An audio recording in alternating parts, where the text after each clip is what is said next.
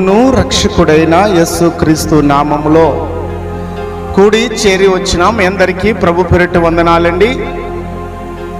మంచిది. దేవుని మహాకృపను బట్టి మరొకసారి దేవాది దేవుడు మనందరినీ కూడా ఆయన సురక్షితమైనటువంటి రెక్కల నీళ్ళలో భద్రపరిచి మరొక అవకాశాన్ని దేవుడు మన జీవితాల్లో మనకిచ్చి ఉన్నాడు. ఈ రాత్రి ఈ విధముగా ఆయనను స్తుతించే భాగ్యము మనకిచ్చినందుకు నిజముగా హృదయపూర్వకముగా మనసారా ఆయన సన్నిధిలో మనము సాగిలపడి నమస్కరించవలసిన వారమై ఉన్నాం. మంచిది బిడ్డలారా, మరిక సమయంలో పరిశుద్ధ గ్రంథములో నుండి దేవుని యొక్క వాక్యమును మనము జ్ఞాపకం చేసుకుందాం. అలాగునే గడిచిన దినాల్లో చెప్పబడినటువంటి మాటలను తలంచుకుని మనమందరము కూడా ఆ విధముగా ముందుకు కొనసాగుదాం. ఎవరికైనా జ్ఞాపకం ఉంటే 1-2 విషయాలు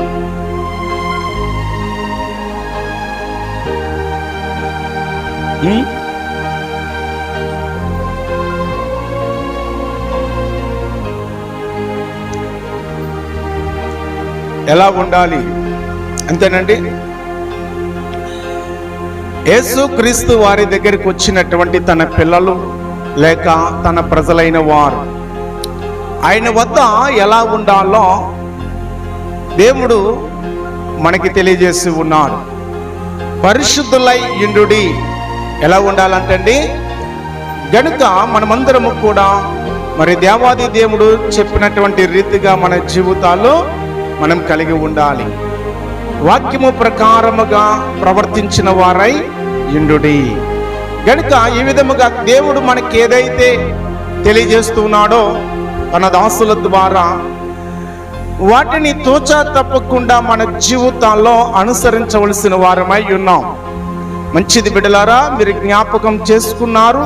కానీ ఆ చేసుకున్న ప్రకారముగా మనం జీవించవలసినటువంటి అవసరత ఎంతైనా ఉన్నది అని ఈ సందర్భముగా మరొకసారి మీకు తెలియజేస్తూ ఉన్నాను.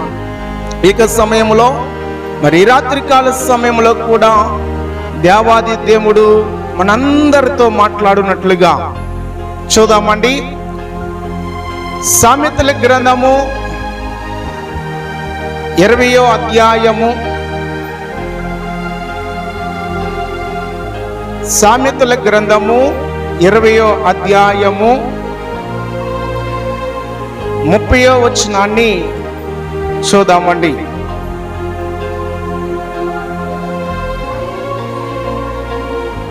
గాయములు చేయు దెబ్బలు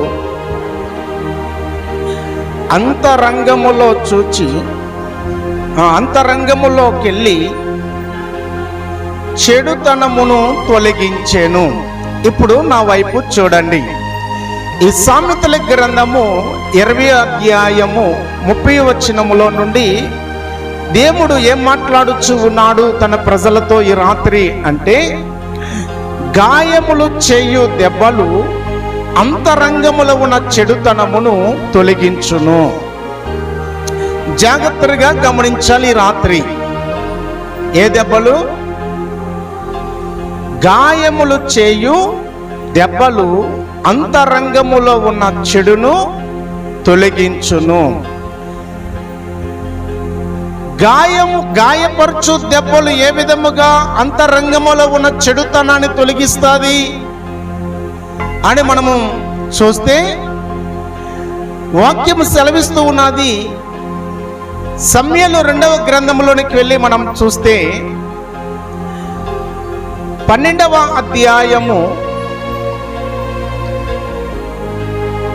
7వ వాక్యాన్ని చదవండి.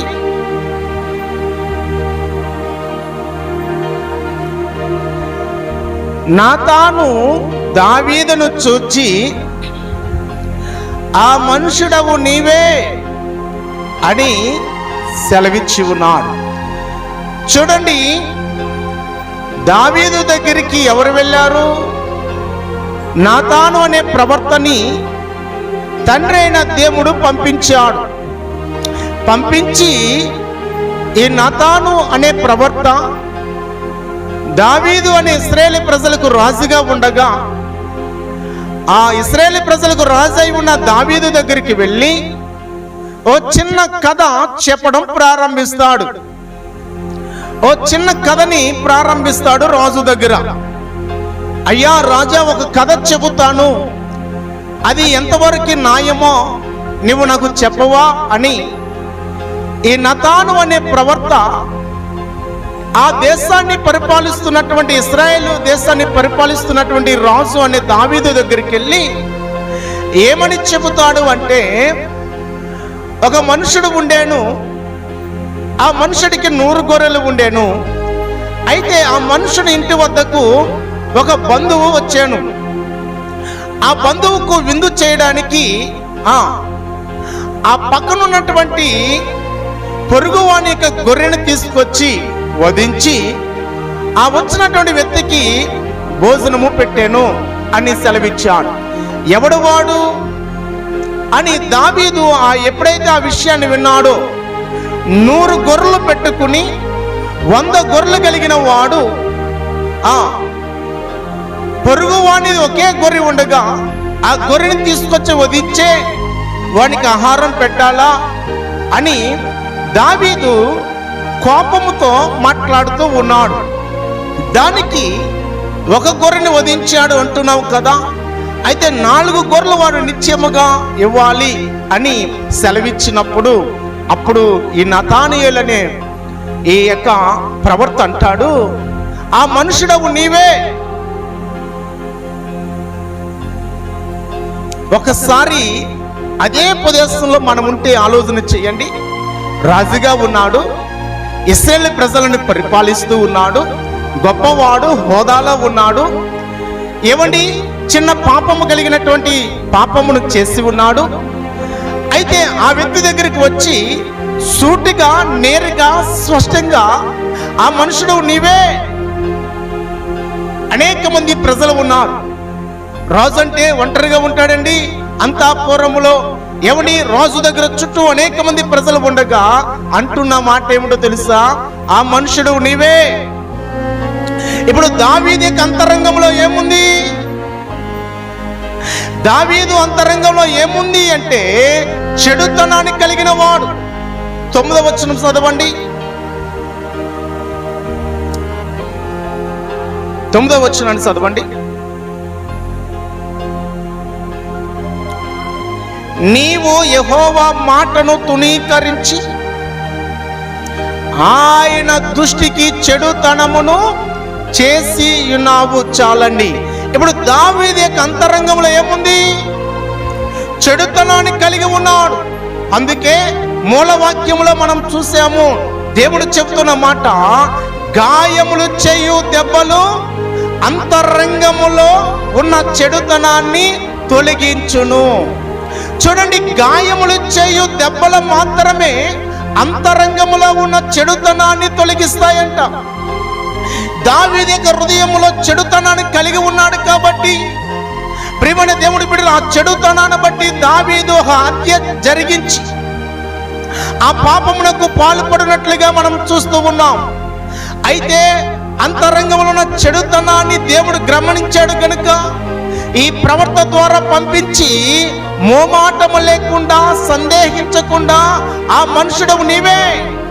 ఎవరు అనుకుంటున్నావేమో? ఏదో ఒక చిన్న కథ చెప్పగా ఆ కథను బట్టే నీకు బాధ కలిగితే, ఆ కథ చెప్పిన కథను బట్టే నీకు ఆ యొక్క కోపం కలిగితే, ఆ కథ చెప్పిన కథను బట్టే నువ్వు అంతగా నీకు బాధ కలిగితే, రాజా ఆ మనుషుడు ఎవడో కాదు, నీవే. గమనించండి బిడ్డలారా, 13వ వచనానికి రండి. ఇప్పుడు 13వ వచనాన్ని చదవండి. నేను పాపము చేసి తినని. చూడండి, ఎప్పుడైతే ఆ మనుషుడు నీవే అని నాతాను చెప్పగా వెంటనే ఆ మాట ఎలా ఉందంటే దావీదుకి గాయము చేయు దెబ్బగా మలచబడ్డది. దేనికి గాయమైంది అంటే ఆ మాట చేత ఆ చెడుతనాన్ని కొట్టగా దావీదులో ఉన్నటువంటి చెడుతనం అంతా బయటకు వచ్చేసింది. ఎలా వచ్చింది చెప్తూ ఉన్నాడు 13వ వచనములో, నేను యెహోవాకు వ్యతిరేకముగా లేక నేను పాపము చేసి తిని. నీవే అని ఎప్పుడైతే సూటిగా తేటగా ఒక వ్యక్తిని ఉద్దేశించి మాట్లాడాడో వెంటనే పరిశుద్ధ గ్రంథం చెబుతూ ఉన్నది, ఆ మాట అంట దావీదును కొట్టలేదు, దావీదులో ఉన్న చెడుతనాన్ని కొట్టిందంట. అందుకే ఆ గాయము చేయు దెబ్బలు అంతరంగములో ఉన్న చెడుతనమును తొలగించును. ఎప్పుడైతే ఈ నతానియేలు దావీదా ఆ మనుషుడు నీవే అని ఎప్పుడైతే చెప్పాడో ఆ మాటే ఒక దెబ్బగా బిడ్డలారా లోనున్నటువంటి చెడుతనం కొట్టగా అది తట్టుకోకుండా ఏం చేస్తుంది అంటే చెడుతనం బయటికి వచ్చేస్తుంది. ఈ రోజుని గమనించండి, ప్రతి సంఘాన్ని కూడా మనం పరిశీలన చేసుకుంటే దావీదు లాంటి మహారాజు కలిగిన వాడినే, హోదా కలిగిన వాడినే, ప్రపంచాన్ని పరిపాలిస్తున్నటువంటి ఆ రోజునే దేవుడి బిడ్డలు అనేక మంది ఎదుట ఆ మనుషుడు నీవే అని చెబితే అందరి ముందు అంత హోదా కలిగిన వాడి పరిస్థితి ఒకసారి ఆలోచన చెయ్యాలి.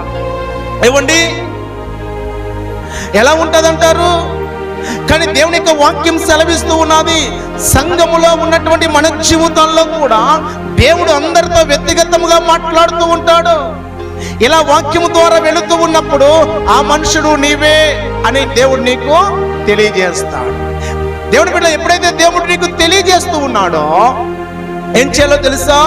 వెంటనే దావీదు ఇదిగో పాపము చేసితేనని నతాను దగ్గర ఒప్పుకున్నట్లుగా ఎప్పుడైతే దేవుడు తన దాసుల ద్వారా మాట వెల్లడవుతూ ఉందో ఆ మాట నీ దగ్గరకు వచ్చినప్పుడు నీ స్థితి ఏమిటో నీకు అర్థమైపోయింది. నువ్వు ఏ స్థితిలో ఉన్నావో, ఏ పాపంలో ఉన్నావో, ఏ స్వార్థంలో ఉన్నావో, ఎటువంటి కక్షలో ఉన్నావో, అసలు ఏ ప్రదేశంలో ఉన్నావో దేవుని యొక్క మాట నీకు చెప్తూ ఉన్నది. ఎప్పుడైతే నీకు అర్థమయ్యిందో వెంటనే ఏం చేయాలో తెలుసా? దావీదు వల్లే దేవుని సన్నిధానములో పశ్చాత్తాపన పడవలసిన వారం అయి ఉన్నాం. దావీదుకి అర్థమైపోయింది ఆ మాట. ఏమిటయ్యా నువ్వు చూచావా? ఆధారాలు చూపించు, ఇవిని బంధించండి అని అనలేదండి. ఏమిటి ఆధారాలు లేకపోయినా నతానియేలు భౌతికంగా చూడకపోయినప్పటికీ చేసింది వాస్తవమే గనుక ఈ నతాను అనే ప్రవర్తన చెప్పిన మాట అతనికి అర్థమైపోయింది. నాలో ఏముందంట? చెడుతనం ఉంది, నాలో స్వార్థం ఉంది గనుక నాకు 100 గొర్రెలు ఉన్నప్పటికీ మరొక గొర్రె కావాలని నేను ఆశించి తిని ఇది నాకే వర్తిస్తాది. దైవజనుడు మాట్లాడుతూ ఉన్నప్పుడు నిజమే ఇది నాకే వర్తిస్తాది. 100 గొర్రెలు కలిగి ఉన్నప్పటికీ మరొక గొర్రె కావాలని నేను ఆశపడ్డానే. దేవుడు ఏకరాత్రి వాక్యం ద్వారా నాతోనే మాట్లాడుచు ఉన్నాడు అని మనం భావించి ఎప్పుడైతే నీకు ఆ భావముగా అర్థమయ్యిందో చేయవలసిన పని ఏమిటో తెలుసా? దావీదు పశ్చాత్తాపపడినట్లుగానే ఏమండి మనము కూడా మన జీవితాల్లో ఆ విధమైనటువంటి ఒప్పుకోలు మనసును మనము కలిగి ఉండవలసిన వారమై ఉన్నాం. ఈ విషయాన్ని మనం గమనించాలి. ఏమని నన్నే ఎందుకన్నావు? దేవుని యొక్క వాక్యం అది నిలబడుతున్నది మనుషుడే కావచ్చు, కానీ మాట్లాడుతున్నది ఎవరంట? దేవుడు. మాట్లాడుతున్నది ఎవరు? దేవుడు. ఎదుగో తెలుసా? నువ్వేం చేస్తున్నావో ఇక్కడ నిలబడుతున్నటువంటి మనుషుడికి తెలియదు, కానీ దేవుడు తన నోట తన మాటలు వచ్చి తన ప్రజలు ఏ స్థితిలో ఉన్నారో, తన ప్రజలు ఎటువంటి ప్రవర్తనలో ఉన్నారో, తన ప్రజలు ఎటువంటి స్థితిలోనికి వెళ్ళిపోతూ ఉన్నారో దేవుడికి తెలుసు కనుక ఇక్కడ తన దాసులను నిలబెట్టుకుని ఆ మాటలను పలికిస్తూ ఉంటాడు. ఆలోచన చేయాలి గనుక ఇప్పుడు గాయములు చేయు దెబ్బలు అంతరంగంలో ఉన్న చెడుతనాన్ని తొలగించిందా లేదా? అదే నీకు గాయము కాకుండా, నీ హృదయానికి తగలకుండా, నీ మనసుకు తగలకుండా, ఏమండి నీవే కాకుండా ఎవరో అన్నట్లుగా, ఎక్కడో జరిగిందన్నట్లుగా, అసలు నీ స్థితే నీకు తెలియకుండా ఇక్కడ బోధించబడ్డది అనుకోండి, చెడుతనం బయటకు వస్తుందా? చెడుతనం బయటకు వస్తుందా? వాక్యము చెప్తున్న మాట ఏమిటో తెలుసా? గాయములు చేయు దెబ్బలు మాత్రమే చెడుతనాన్ని బయటకు తీసుకొస్తుందంట. మరి ఇంక ఏది కూడా మురిపించే మాటలు, కవించే మాటలు, లేకపోతే మరొకటి ఏది కూడా మానవ హృదయంలో దాగి ఉన్న చెడుతనాన్ని బయటికి తీసుకురాలేదంట. మరి ఏం తీసుకొస్తుంది అంటే ప్రియమైన దేవుని బిడ్డలారా, గాయములు చేయొద్దు. ఇక్కడ మనం చూస్తున్నాం ఆ మనుషుడు నీవే ఎంత స్పష్టంగా మాట్లాడాడో వెంటనే అర్థమైపోయింది. రాజు స్థాయిలో ఉన్నప్పటికీ కప్పు పుచ్చి పెట్టుకోలా. నేనైనా ఒప్పుకుంటే ప్రజలేమంటారో, నేనే ఒప్పుకుంటే ప్రజలు నన్ను ఎలా చూస్తారో రేపటి నుండి అని అనుకోలేదు. కానీ నిజమే కదా, రహస్యంగా చేసినప్పటికీ, రహస్యంగా మాట్లాడినప్పటికీ, రహస్యంగా ప్రవర్తించినప్పటికీ వాస్తవమే కదా అది అని బిడ్డలారా, దేవుడే నాతో మాట్లాడాడు అని గమనించి రాజైనప్పటికీ కూడా వెంటనే బ్రతిమాలుకోవడం ప్రారంభిస్తుంది. గమనిస్తూ ఉన్నారా? గనుక దేవుడు ఎప్పుడైతే మనతో మాట్లాడుతూ ఉన్నాడో, వాస్తవానికి ఒక విషయం చెప్తాను వినండి. ఎవరికి బాధ కలుగుతుంది, ఎవరు సనుక్కుంటారు, ఎవరు నొచ్చుకుంటారు, ఈ విషయాన్ని మీరు చెప్పాలి. సహజముగా వాక్యము ద్వారా దేవుడు మాట్లాడుతూ ఉన్నప్పుడు ఎవరికి బాధ కలుగుతుంది, ఎవరు నొచ్చుకుంటారు, ఎవరు సనుక్కుంటారు చెప్పాలి. మీకేమైనా తెలుసా? ఎవరికి గాయం అవుతుందంటే, ఎవరు నొచ్చుకుంటారంటే, ఎవరు బాధపడతారంటే, ఎవరు సనుక్కుంటారంటే, ఎవరిలో లోపం ఉందో బిడ్డలారా వారు మాత్రమే నొచ్చుకుంటారు, వారు మాత్రమే బాధపడతారు, వారు మాత్రమే సనుక్కుంటారు. అదే లోపము లేకుండా పరిశుద్ధుడిగా స్వచ్ఛంగా ఉన్నాడు అనుకోండి, ఆ వాక్యం అతన్ని బలపరుస్తుంది. సనుక్కోడా మనుషుడు? ఎందుకని? లోపం లేదు కాబట్టి, ఆ మనుషుడు కాదు కాబట్టి ఆ మనుషుడికి ఇంకా బలం వస్తుంది. ప్రభువానికి వందనాలయ్యా అని. అయితే ఎవరైతే పాపంలో ఉన్నారో, ఎవరైతే లోపంలో ఉన్నారో ఆ మనుషుడికి ఏమొస్తుందంట బిడ్డలరా, ఆ మనుషుడు నొచ్చుకుంటాడు. రండి చూపిస్తాను దీనికి ఆధారాలు. పరిశుద్ధ గ్రంథములో నుండి దీనికి ఆధారాలు మనము చూద్దాం. దినవృత్తాంతములు మొదటి గ్రంథము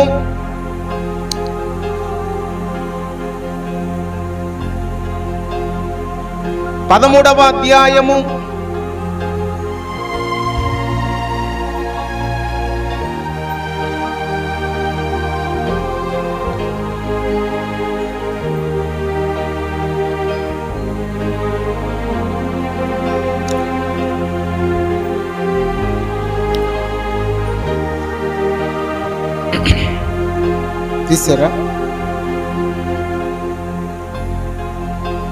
2వ దినవృత్తాంతములు చూడండి.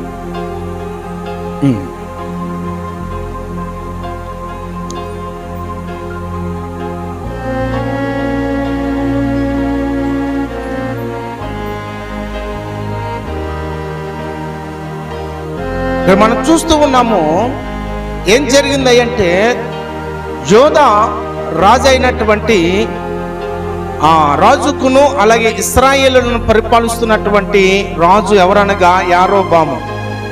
వీరిద్దరిని మనం చూస్తున్నప్పుడు 2 రాజ్యాలుగా వారు సీలిపోయారు.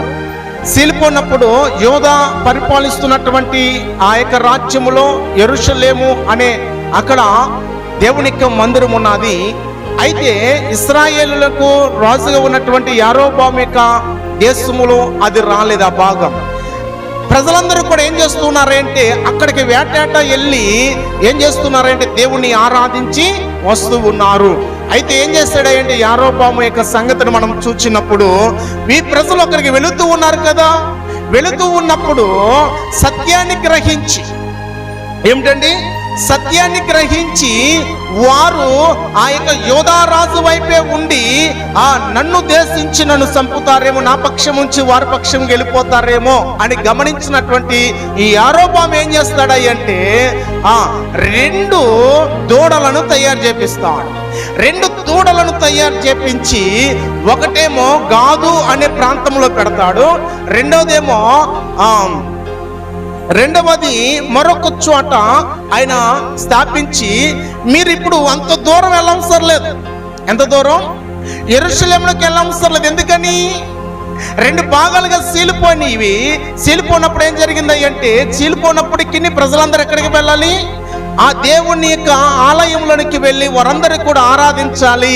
అయితే అక్కడికి వెళితే గనక ప్రజలు మార్పు వచ్చేసి నన్ను దూషించి నాకు దూరం అయిపోయి నన్ను ఒకవేళ చంపుతారేమో అని ఇతగాడు ఏం చేస్తాడే అంటే ఒక ప్లాన్ చేసి ఆలోచించి ఏం చేశాడంటే ఈ ప్రజలను అక్కడికి వెళ్లకుండా మలచాలి అంటే ఏం చేయాలి, 2 దూడలను చేపించి 2 సెంటర్లు ఏర్పాటు చేశాడు. అక్కడే వారు బలుడు, దహన బలుడు అర్పించడము, అక్కడే నైవేద్యాలు అర్పించడము అలాగా కొనసాగుతూ ఉన్నాడు బిడ్డలారా. రెండవది, యాజకులు కాని వారిని ఏం చేశాడు అంటే సాధారణమైనటువంటి వారిని అక్కడ ఏర్పాటు చేశాడు. దేవుడు చూచాడు, జనులను చెడు నడకలోకి నడిపిస్తూ ఉన్నాడు, ఏడి దుర్బోధలోనికి నడిపిస్తూ ఉన్నాడు అని దేవుడు చూచి ఒక ప్రవర్తన పంపించి అంటాడు. ఆ ప్రవర్త ఎప్పుడైతే ఆ యారో యొక్క అక్కడ మనం చూస్తూ యారోబాము ఎప్పుడైతే ఆ యొక్క విగ్రహం మీద ఆ ధూపాన్ని వేస్తూ ఉన్నాడో అప్పుడు అంటాడు, దేవుడు మాటగా ఆ ప్రవర్త పలుకుతాడు. ఎప్పుడైతే దేవుడు మాటగా ప్రవర్త పలికాడో నువ్వు చేసేది చెడు పని, నువ్వు చేసే దేవుడికి అసహ్యం అనేది కోపాన్ని పుట్టిస్తూ ఉన్నది అని ఎప్పుడైతే తెలియజేస్తాడో, వాస్తవమే కదా, తప్పు చేశాడు కదా, తప్పుడు మార్గంలోకి ప్రజలు నడిపిస్తున్నాడు కదా. ఎప్పుడైతే ఈ దైవజనుడు తెలియజేశాడో ఈ మాట అతనికి ఆ కోపాన్ని పుట్టించి ఈ మాట ద్వారా ఆ మనుషుడు కఠినమైపోయి ఏం చేశాడు అంటే ఆ మనుషుని పట్టుకోనండి చంపేదామన్నాడు. ఎప్పుడైతే పట్టుకున్నానని చేయి చాపాడో చేయమైపోయిందంట, ఎండిపోయింది, రావడం లేదండి. చూసారండి ప్రియమైన దేవుడి బిడ్డలారా, దేవుని యొక్క మాట సత్యం. దేవుడు చెబుతున్నటువంటి మాట ఎప్పుడైతే నీతో మాట్లాడుతూ ఉన్నప్పుడు ఆ లోపం ఉందని తెలుస్తున్నప్పుడు వెంటనే మనం ఏం చేయాలి, సరి చేసుకోవాలి. ఆ మనుషుడు వెంటనే ప్రత్యేతాపన పడి, అయ్యో నేను దుర్మార్గ పని చేశాను కదా, ఇశ్రాయేలు ప్రజలందరూ కూడా దేవుని మందిరానికి వెళ్ళి ఆరాధించుకున్నట్లుగా నేను ఆ ప్రజలను ఇక్కడే వేరే కోణంలోనికి మలిచేసాని అని వెంటనే దేవుడు నాతో మాట్లాడుతున్నాడా, దైవజనుని తీసుకొచ్చి అని వెంటనే ఆ మనుషుడు దిగి వచ్చి ఆ ప్రత్యేతాపన పడవలసిన వాడు ఏమైపోయాడు అంటే కఠినం చేసుకుని హృదయాన్ని ఏం చేసుకున్నాడండి. చాలా మంది కూడా సంఘాల్లో ఉంటారు, కఠినం చేసుకుంటారు. కఠినం చేసుకుని దేవుడి బిడ్డలారా వారు ఏం చేస్తారంటే సణుక్కుని తిరుగుబాటు చేసేవారుగా ఉంటారు. ఈ యారోబాము కూడా ఆ ప్రవర్త చెప్పాడు దేవుడి మాటగా వచ్చి, అయితే అది అతనికి నచ్చల. వాస్తవం జరిగింది కదా, చేసింది ఒప్పుకోలేదు, అతను నిజం ఒప్పుకోలేదు. ఒప్పుకోకపోతే ఏం జరిగింది అంటే చెయ్యి ఎండుకున్నట్లుగా మనం చూస్తున్నాం. చాలా మంది జీవితాల్లో చూడండి, ఏమిటి ఎక్కడైనా మీటింగ్ పెట్టినా ఎక్కడైనా ప్రార్థన పెట్టినా సరే వెళ్ళొద్దు అంటారు. ఈ యారోబాము లాంటి వారు ఏమిటంట, ఈ యారోబాము ఏం చేస్తూ ఉన్నాడు అంటే మీరు యెరూషలేములోకి వెళ్ళి ఆరాధించొద్దు, వెళ్తే ఏం జరుగుతుంది, మారిపోతారు. సత్యం తెలుస్తుంది, ఏం చేస్తారంట, మారిపోతారు అని ప్లాన్ చేసి ఇక్కడే ఆల్బూరులోనే ఆ పట్టణంలోనే ఆ నగరంలోనే మెయిన్ సెంటర్లో 2 దూడలను చేపించి వీటికే మీరు సాగిలు పడండి, ఇక్కడే మీరేమైనా అర్పించుకోవాలనుకుంటే అర్పించుకోమని ఏర్పాటు చేసేట గమనిస్తూ ఉన్నారా. ఈరోజు కూడా అంతే, సత్యవాక్యము ప్రకటించబడుతున్నప్పుడు ఆయా స్థలాల్లో మీరు ఆ ప్రార్థనకి వెళ్ళొద్దు, లేకపోతే మీరు ఆ మీటింగ్కి వెళ్ళొద్దు అని ముందుగానే భయం. వీరికి నీవు భయం ఎందుకయ్యా? నీవు చెప్పేది సత్యం అయితే, వారు చెప్పేది సత్యం అయితే ప్రజలు ఎక్కడికి వెళ్తారు? నీ దగ్గరికే వస్తారుగా, నా దగ్గరికే వస్తారుగా. విన్నంతరాన మారిపోతారా అంటే వారు భయం ఏమిటంటే వారు అసత్యంలో ఉన్నారని వారికి తెలుసు, అసత్యాన్ని ప్రకటిస్తున్నామని వారికి తెలుసు. కాబట్టి ముందుగా వారు భయపడిపోయి సత్యాన్ని గ్రహిస్తారేమో, సత్యాన్ని తెలియజేస్తారేమో, సత్యాన్ని తెలుసుకుంటారేమో అని ముందుగానే బంధకాలు వేసేస్తూ ఉంటారు. ఏం చేస్తారండి, ముందుగానే బంధకాలు వేసేస్తూ ఉంటారు. మా ఏరియాలో కూడా ఒక కుటుంబం ఉంది, వేరే సంఘానికి వెళ్ళే కుటుంబం ఉంది. ఎన్నో మార్లు చెప్పిన కుటుంబానికి పక్కనే జరుగుతూ ఉంటుంది బిడ్డలారా ఏక సభ, కానీ ఏనాడు రారు. ఎందుకంటే మా పాస్టర్ గారు వెళ్ళొద్దన్నారు. ఎందుకు మీ పాస్టర్ గారికి ఉలుకు, ఎందుకు మీ పాస్టర్ గారికి భయము ఏమో తెలియదు. మీరు ఎవరైనా ప్రార్థనలు పెట్టుకుంటారని పిలిస్తే వెళ్ళొద్దు, మీరు ఎవరిని పిలవద్దు. అర్థమేమిటి?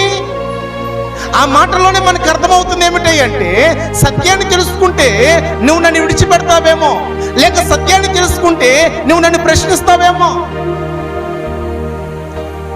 చూడండి, అయితే ఏదేమైనప్పటికీ ప్రియమైన దేవుని బిడ్డలారా, ఈ రాత్రి మనం గమనించవలసిన సత్యం ఏమిటి అంటే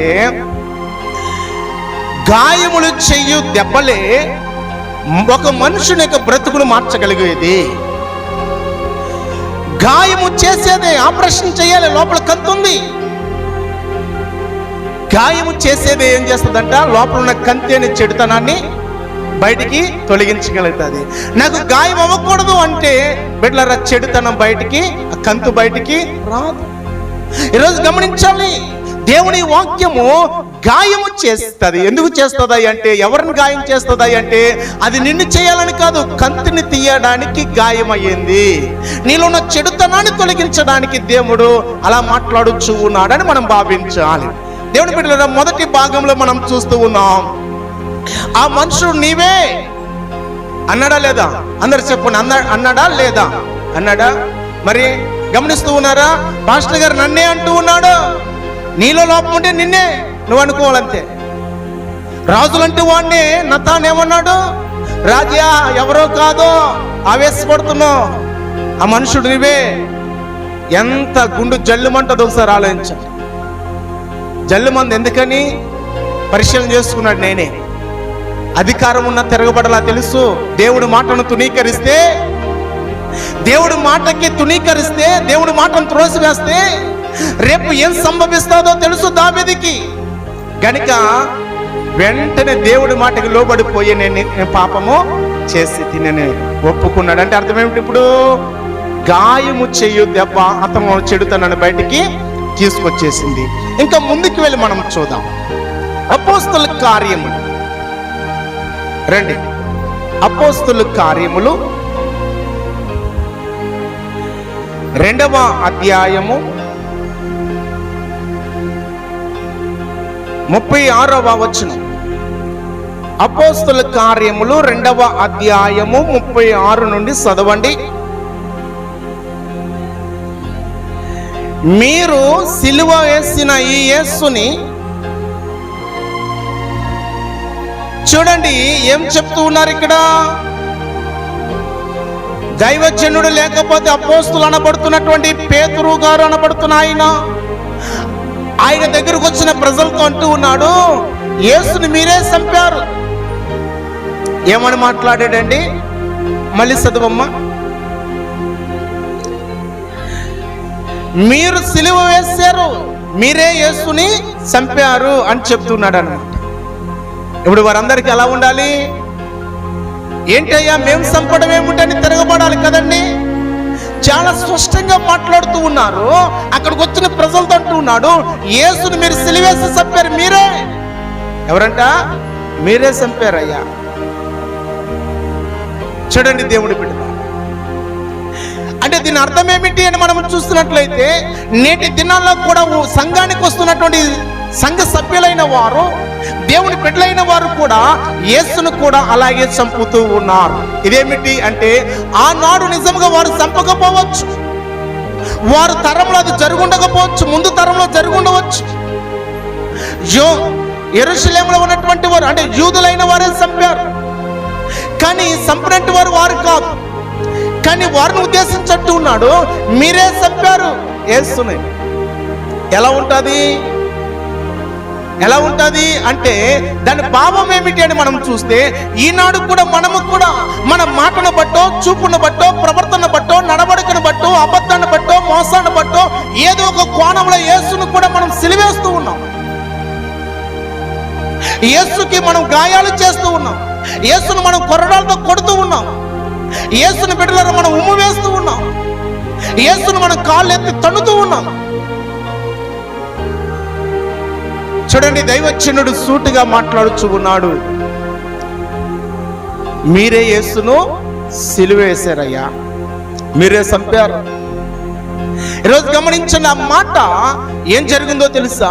వారి హృదయంలోనికి వెళ్ళి ఆ మాట వారిని పొడిచిందంట. చదవండి.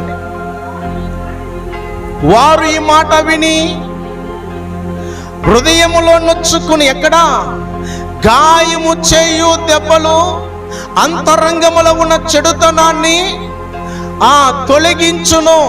ఎప్పుడైతే యేసును నీవే సిలువ వేస్తూ ఉన్నావు, యేసును మీరే చంపుతూ ఉన్నారు, చంపారు అని చెప్పగా ఆ మాట అంట వారి హృదయములో ఏం జరిగిందమ్మా?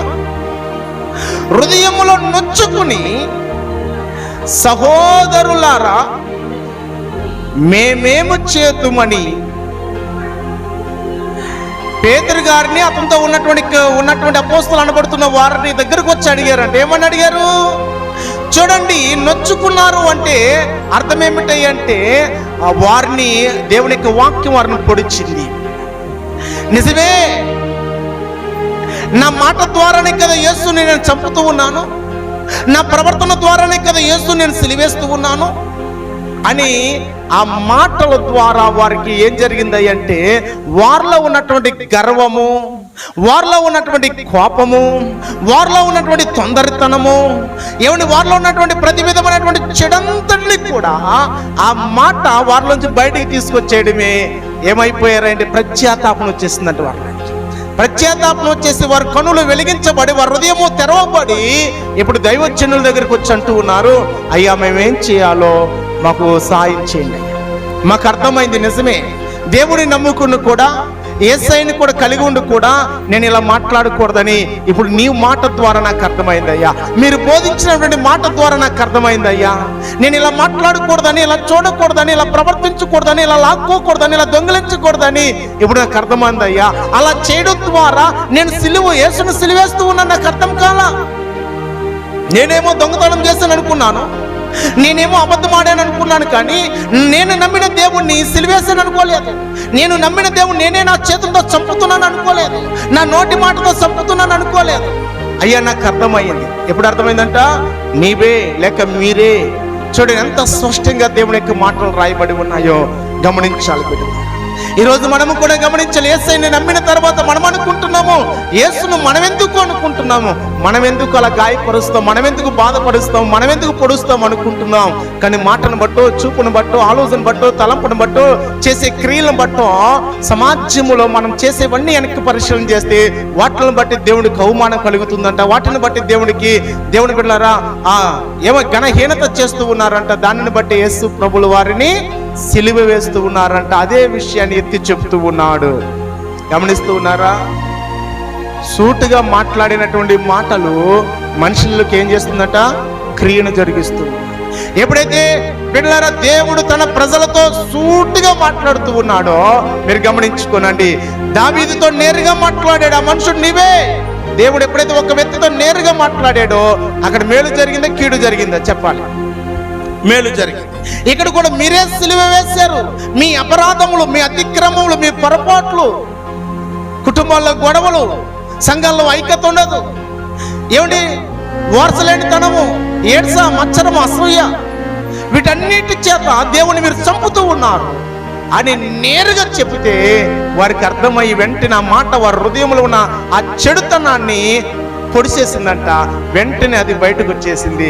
ఇప్పుడు అంటున్న మాట మెత్తని మనసు వచ్చేసింది, వారికి మెత్తని హృదయం వచ్చేసింది, విరిగి నలిగిన మనసు వచ్చేసింది. ఇప్పుడు అంటున్నారు, అయ్యుల్లారా మేమేమి చేయవలేను. చూసారా?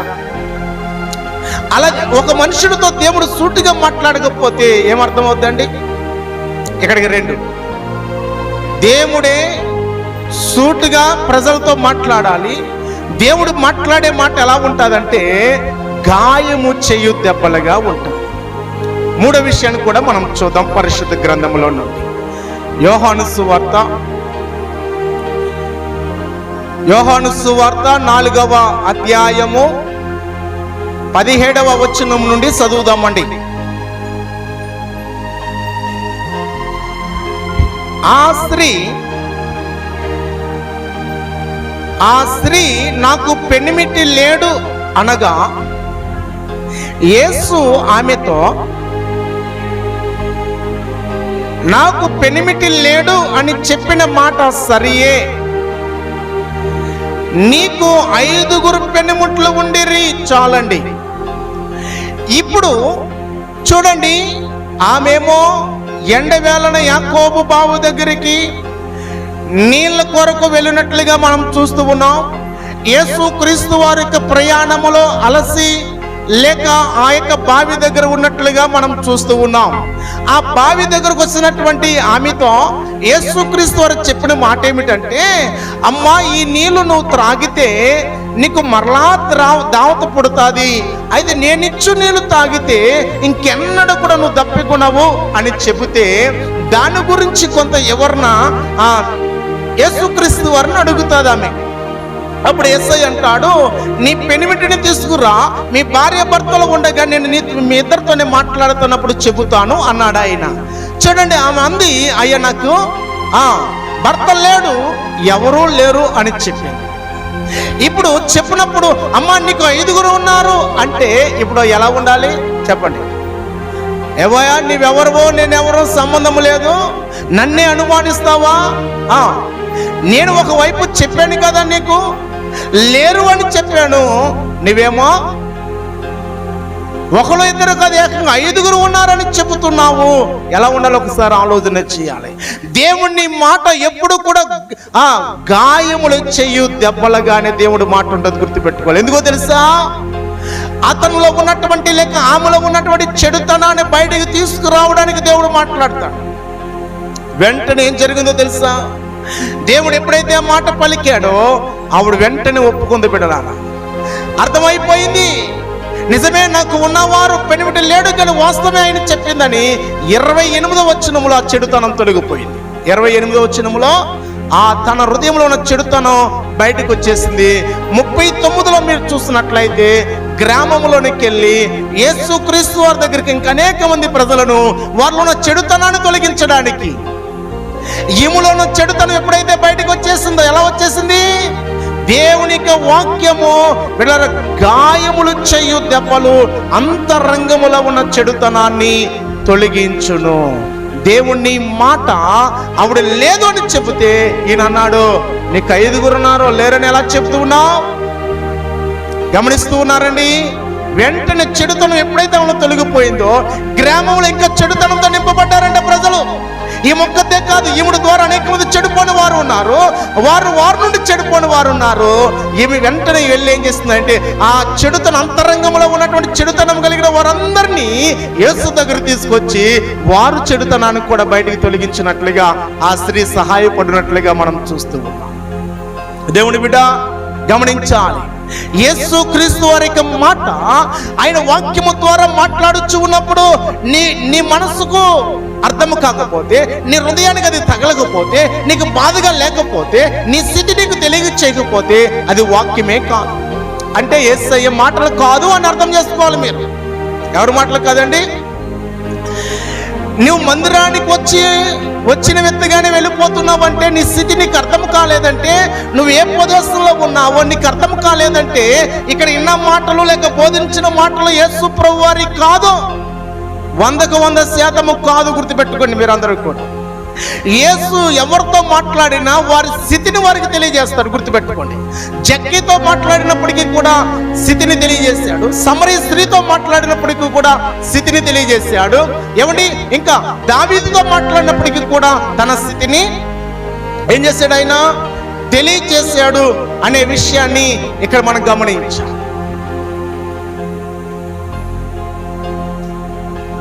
రాత్రి మనమందరము కూడా ఆలోచించవలసినటువంటి విషయం ఏమిటి అంటే, గాయములు చేయు దెబ్బలు ఒక మనుషుడికి మేలు చేస్తూ ఉన్నాయి, ఒక కుటుంబాన్ని కడుతూ ఉన్నాయి. గుర్తుపెట్టుకోండి బిడ్డలారా, ఆ గాయం ఎవరిని చేస్తుంది అంటే నీలో ఉన్న పాపం మీద దెబ్బ తగులుతూ ఉండగా నీ గ్రహింపు వచ్చేస్తూ ఉన్నది. వచ్చినప్పుడు ఏం చేయాలి? హృదయాన్ని కఠినం చేసుకుంటే యారోబాములాగా పరిస్థితి అయిపోతుంది. వెంటనే మనం ఏం చేయాలంట? హృదయాన్ని కఠినం చేసుకున్న వారు కూడా పరిశుద్ధ గ్రంథంలో ఉన్నారు. అపోస్తలుల కార్యాలు 5వ అధ్యాయంలో మీరు చూస్తే అననీయ సేపెర్ అన్న వారు కూడా కనబడుతూ ఉన్నారు. అననీయ సేపెర్ అన్న వారు కూడా కనబడుతూ ఉన్నారు. దేవుడు చెప్పాడు, ఇంతకే అమ్మేవా? గ్రహింపు రావద్దా నీకు? ఇదేమిటి, దేవుడు నాతో మాట్లాడుతున్నాడే, ఇంతకే అమ్మేవా అంటే అందులో నా జవాబు ఉందా లేదా? అందులోనే అంటే ఒక మనుషుడికి సందేహం వచ్చే కదా, అనుమానం వచ్చే కదా, ఇదేనా కూర అంటారా లేదా? కొన్నిసార్లు సందర్భాలు వస్తుంది, ఏదైనా కొన్ని వస్తువులు అక్కడ పెట్టేళ్ళేమనుకోండి, ఏనా?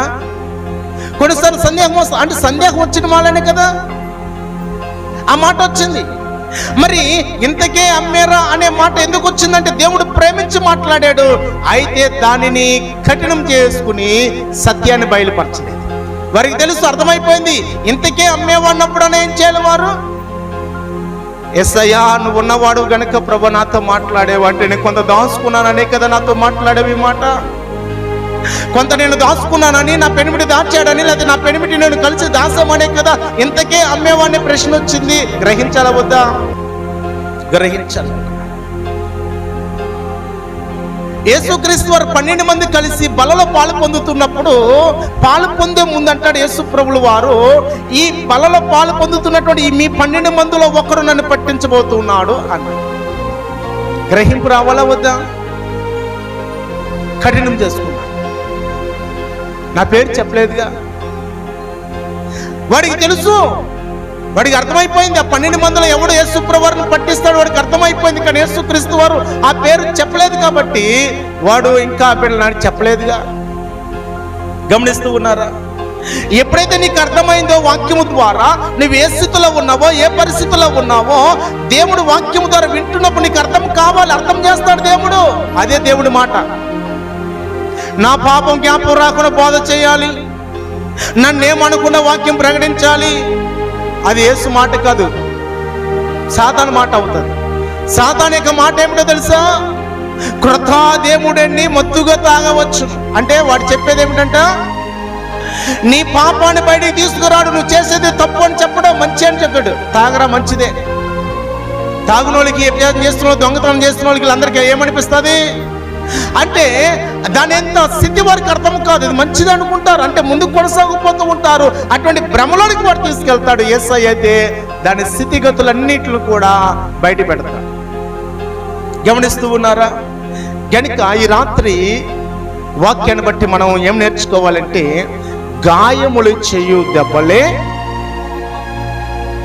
ఎలా మనం మలుచుకోవాలో తెలుసా? ఒక మాట చూపించి నేను మరి ముగిస్తాను. చూడండి, 141వ కీర్తన 5వ వచనం. 141వ కీర్తనల గ్రంథము 141 5వ వచనం. నీతిమంతులు నన్ను కొట్టుట నాకు ఉపకారము, చూడండి, గద్దించుట తైలాభిషేకము. ఇలాంటి అభిషేకమును నేను త్రోసివేయకుందును గాక. సత్యవాక్యాన్ని రోజు బిడ్డలను త్రోసేస్తూ ఉన్నారు అనేక మంది. నీలో ఉన్న లోపాన్ని తెలియజేస్తున్నప్పుడు, నీ స్థితిగతులను తెలియజేస్తూ ఉన్నప్పుడు దానిని త్రోసేస్తూ ఉన్నారు. అయితే దావీదంటూ ఉన్నాడు, అటు నా గద్దించినటువంటి గద్దింపులు నాకు తైలాభిషేకముగా నేను మలుచుకుంటాను. రెండవది, నన్ను కొట్టుట నాకు ఉపకారముగా మలుచుకుంటుంది. ఏమని? ఈరోజు ఒక క్రైస్తవుడి అనుభవంలోనికి రావాలి. దావీదు చెబుతున్నటువంటి అనుభవంలోనికి రావాలి. దేవుడు ఏం చేశాడంటే, కొట్టాడు, గాయము చేశాడు నతానియేలు ద్వారా. వెంటనే దాన్ని ఉపకారముగా మలుచుకున్నాడు. ఉపకారమైందా లేదా? చెడుతనం బయటకు వచ్చేస్తే మంచిదే కదా? లోపల ఉన్న గడ్డ బయటకు వచ్చేస్తే మంచిదే కదా? లేదా రోజు రోజు పెరిగిపోయి ఏమవుతాయి అంటే మనిషి చనిపోయే ప్రమాదం ఉంది. బయటికి కనబడపోవచ్చు గడ్డ, లోపల మాత్రం అది పెరిగిపోతూ ఉంటుంది.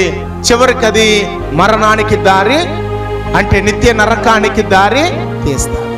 బిడ్డలారా గమనించండి. కనుక మనమందరము కూడా ఆ విధమైన అనుభవంలోనికి రావాలి, కానీ మరొక రకంగా మరో రకం కాదు. అక్కడ చూడండి నవ్విస్తూ ఉన్నారు, అక్కడ చూడండి కవిస్తూ ఉన్నారు, అక్కడ చూడండి ఎంత తీపుగా ఉందో, అక్కడ చూడండి ఎంత మాధుర్యముగా ఉన్నదో అని చాలా మంది ఆయా రీతిలుగా మనం వింటాము, చూస్తూ ఉన్నాము. కానీ బిడ్డలు, ఒక్క విషయాన్ని మీకు తెలియజేస్తున్నాను. నీ స్థితి నీకు తెలియకపోతే వాక్యం విన్నప్పుడు అది యేసయ్య మాటలు కాదు, రూఢిగా నీ హృదయం అనే పలక మీద రాసుకో. ఆది కాండం నుండి ప్రకటన గ్రంథం దాకా నువ్వు చదువు. దేవుడు ఎవరితో మాట్లాడినా నేరుగానే మాట్లాడేది, కానీ డొంక తిరుగుడుగా మాట్లాడలేదు. దేవుడు గుర్తుపెట్టాడు. దావీదు అంటున్నాడు, గద్దించడానికి అభిషేక తైలాభిషేకముగా నేను మలుచుకుంటాను. నీతిమంతులను శిక్షిస్తే అది నాకు ఉపకారము. ఇప్పుడు సమర స్త్రీకి ఉపకారమైందా లేదా? దావీదుకు ఉపకారమైందా లేదా? గమనించండి బిడ్డలారా. ఏమండి, ఎన్ని విషయాలు మనం చూస్తూ ఉన్నామా? గనుక దేవుడు మాట్లాడుతున్న ప్రతి మాట మానవుడికి ఉపయోగపడాలని దేవుడు మాట్లాడతాడు. నీలో తప్పు పెట్టుకుని ఇంకోటి ఎలా మాట్లాడతాడు? అలా మాట్లాడితే దేవుడు కాదు, పక్షపాత అవుతాడు. అంతేనా కాదా? దేవుడు ఎవరిలో లోపం ఉంటే వారితోనే దేవుడు మాట్లాడాలి. అది దేవుడి యొక్క లక్షణాలు. దాన్ని ఆపేసి సేవకుడు వేరే కోణంలో మాట్లాడితే కుదరదు. ఈ రాత్రి మనం నేర్చుకోవాల్సిన పాఠం ఏమిటి అంటే, గాయములు చేయు దెబ్బలే అంతరంగంలో ఉన్న చెడుతనాన్ని తొలగించగలుగుతున్నాయి. గాయము లేని దెబ్బలు, శక్తి లేని మాటలు, నా స్థితి ఏమిటో నాకు తెలియని మాటలు నాలో చెడుతనాన్ని తొలగించలేవు, వాటికి పవర్ లేదు అని మనకు అర్థం చేసుకోవాలి. రాత్రి అర్థమైందా? గనుక ఎవరికి అర్థమవుతుంది అంటే, లోపం ఉంటే ఖచ్చితంగా నీకు అర్థమవుతుంది. అదే నీలో లోపం లేదనుకో, నీలో ఏం కలుగుతుంది? ఇంకా బలం కలుగుతుంది. బలం కలుగుతుంది. ఆ మనుషుడు నీవే అనగా మరి దావీదుకి అర్థమైందా లేదా? అర్థమైందా? అర్థమయ్యింది. అర్థమయ్యినట్లుగా దేవుడు తెలియజేస్తాడు. అర్థమై కూడా నటించావనుకో, అర్థమై కూడా వేషధారిగా ఉన్నావనుకో, ఏం జరుగుతుంది అంటే, ఏం జరుగుతుందో తెలుసా? ఏం జరుగుతుంది అంటే, ఆకాను గురించి మీకు తెలుసా? ఆకాను ఎరుకో పట్టణంలో ఉన్నటువంటి కొంత శపించబడినట్టు దానిని కొంత తెచ్చుకుని తన డేరాలో దాచుకున్నాడు. ఏమి ఎరగని వాడిగా నటించి ప్రజల మధ్యలో యుద్ధానికి వెళుతూ ఉన్నాడు, ప్రజలతో జీవిస్తూ ఉన్నాడు. అర్థమవుతుందండి? ఓడిపోతూ ఉన్నారు కదా, అపజయం వస్తుంది కదా, అవమానం వస్తుంది కదా, ఎందువల్ల వస్తుంది అని అందరికి అర్థమవుతలేదు. అయితే ఆకానికి అర్థమైంది. కానీ 10 మందిలో ఒక్కడినే, అందరితో పోతలే అని బిడ్డల తెలిసినా ఏం చేస్తున్నాడంట? నటించడం ప్రారంభించాడు. ఒక రోజున దొరికాడు. ఏం జరిగింది? అగ్ని ఆగుతూ అయిపోయారు. వారందరినీ బిడ్డల రాళ్ళతో కొట్టేసి ఇశ్రాయేలు ప్రజలను చంపేసి అగ్ని తగలబెట్టేశారు. దేవుడు మనతో మాట్లాడుతూ ఉన్నప్పుడు, మనం ఏ స్థితిలో ఉన్నామో మనకి తెలియజేస్తూ ఉన్నప్పుడు, నేను నేర్చుకోవాల్సింది ఒకటే, వేరే దారులు వెతకూడదు. కానీ వేరే మందిరానికి వెళ్ళిపోవడమో, లేకపోతే తిరగబడమో, లేకపోతే బిడ్డలను సేదరించుకోవడమో, లేకపోతే కానుకలు ఆపేయడమో, లేదా ప్రార్థనకు మానేయడమో, వేరే దారులు వెతకూడదు. కానీ ఒకే దారి దావీదు వెతుకున్నట్లుగా, నేను పాపం చేసి తిరుగుతున్నాను, ఏం చేయాలి? దేవుడు క్షమిస్తాడా? ఒకే దారి వెతకాలి తప్ప మనం వేరే దారిలో వెతికితే ఇంకా మనకి నష్టాల్లోకి వెళ్ళిపోతాం. గనుక గమనించి మనం అందరం ఈ రాత్రి నేర్చుకోవాల్సింది ఏమిటంటే, గాయములు చేయు దెబ్బలు మాత్రమే ఒక మానవుడి యొక్క హృదయంలో ఉన్న చెడుతనాన్ని తొలగించగలుగుతుంది. ఆ గాయము చేసే దెబ్బే దేవుని యొక్క వాక్యము. ఆ వాక్యమైన దేవుడు మనతో మాట్లాడుతూ ఉన్నప్పుడు, నువ్వే స్థితిలో ఉన్నావు ఆ స్థితి నీకు తెలియజేస్తూ ఉన్నప్పుడు, అర్థమైనా సరే అర్థమన్నట్లుగా నటించినట్లయితే ఇంకా ప్రమాదాల్లోనికి మనం వెళ్ళిపోయే అవకాశాలు ఉన్నాయి. కాబట్టి దేవుడు మాట్లాడుతూ ఉన్నప్పుడు, నీకు అర్థమైనప్పుడు నువ్వేం చేయాలి అంటే, నేనే అని ఒప్పుకుని, ప్రభువా నన్ను క్షమించయ్యా, ఎంతకాలం గుడ్డుతనంలో ఉన్నాను, ఎంతకాలం అంధత్వంలో ఉన్నాను, ఎంతకాలమో అయ్యా నీ మాటను త్రోసి వెళ్ళిపోయాను, ఇప్పుడు నాతో మాట్లాడేవా అని వెంటనే పడాలి. ఆ అనుభవంలో లేని వారైతే ఇంకా బలం వస్తుంది వారికి. ప్రభువా ఇంకా నీ కొరకు నేను ఇంకా అడుగులు వేయాలయ్యా, నీ కొరకు ఇంకా నేను జీవించాలయ్యా అని వస్తూ ఉంటుంది. గుర్తుపెట్టుకోండి, ఆ విధంగా మనమందరం కూడా మరి కొనసాగాలని దేవుడు తెలియజేస్తూ ఉన్నాడు. కాబట్టి ఈ రాత్రి మనం అందరం మర్చిపోకుండా గుర్తుపెట్టుకోవాలి, ఏ స్థలంలోకి వెళ్ళినా ఒకటే కోరుకోవాలి. మనం ఏం కోరుకోవాలి తెలుసా? ఎక్కడికి వెళ్ళినా, ఏ ప్రాంతానికి వాక్యం నిమిత్తం వెళ్ళినా బిడ్డలారా ఒకటే, ప్రభువా నాతో మాట్లాడాలి. ఎలా మాట్లాడాలంట? నాతోనే మాట్లాడాలి, నాతోనే నువ్వు మాట్లాడాలి ప్రభువా అని మనం అలా ప్రార్థనాపూర్వకంగా వెళ్ళాలి తప్ప, వెళ్ళిన తర్వాత నేనే తేరగా ఉన్నానా, నేనే కనబడుతున్నానా, నా కుటుంబం కనబడుతుందా, నా పిల్లలే కనబడుతున్నారా, నా భర్తే కనబడుతున్నాడా, నా భార్య కనబడుతుందా, ఏమండి ఇలాగా ఎప్పుడు కూడా మనము అనుకోకూడదు. విషయాన్ని గమనించాలి. దేవుడు మాట్లాడాలనుకుంటున్నాం, బాగానే ఉంది. మాట్లాడితేనేమో మరలా కోపాలు, మాట్లాడితేనేమో మరలా సణుగుడు, మాట్లాడితేనేమో మరలా విరోధతనము. ఏమండి ఆలోచన ఉందా? ఒకవైపు ఏమో ప్రభువా నాతో మాట్లాడాలంటున్నాం, మాట్లాడాలన్నప్పుడు నీ స్థితి నీకు తెలియజేయడానికి మాట్లాడుతున్నాడు. అలా మాట్లాడతానేమో అలా వద్దు, దానికి మరలా మనము వ్యతిరేకం అయిపోతున్నాం. గుర్తుపెట్టుకొని పెట్టాలి, అలా కాదు. దేవుడు మన మేలుకి. ఒకసారి ఆలోచించి, ఎందుకు నీకు కోపం వచ్చింది కొన్ని అనుకుంది. ఎందుకు వచ్చింది నీకు కోపం? ఎందుకు ఆవేశపడుతున్నావు అంటే ఎక్కడో లోపం ఉంది కాబట్టి నువ్వు తలుములాడుతున్నావు. ఎక్కడో లోపం ఉంది కాబట్టి. ఇప్పుడు అతగాడు యరొబాము ఏం చేశాడు? లోపం కలిగిన వాడు కాబట్టి కఠినం చేసుకుని తిరగబడడానికి ప్రయత్నించాడు. లోపం లేకపోతే ఏం చేస్తాడు? వెంటనే సాగిలు పడతాడు. అయ్యా ఎక్కడ లోపం ఉందో తెలియచేయండి, అయ్యా సరి చేసుకుంటానా, నాకు తెలియకెళ్ళిపోతున్నానా అంటాడు. కనుక దయతో జ్ఞాపకం చేసుకుని ఈ రాత్రి మనం అందరం నేర్చుకోవాల్సింది, దేవుడు మనకి నేర్పేది ఏమిటంటే, గాయములు చేయు దెబ్బలు మాత్రమే మన చెడుతనాన్ని తొలగించగలుగుతుంది, చెడు మనలోనికి రాకుండా కాపాడగలుగుతుంది. ఈ బోధలో, ఈ అనుభవంలో ఎక్కడైనా సరే, ఏ సంఘములోనైనా, ఏ ప్రాంతంలో అయినా నీ స్థితి నీకు తెలియచేయగలిగినది నీకు ఉంటే అది యేసయ్యే మాట్లాడుతూ ఉన్నాడని మీరు గుర్తుపెట్టుకోవాలి. రైట్, తల్ల వంచండి, ప్రార్థన చేసుకుందాం.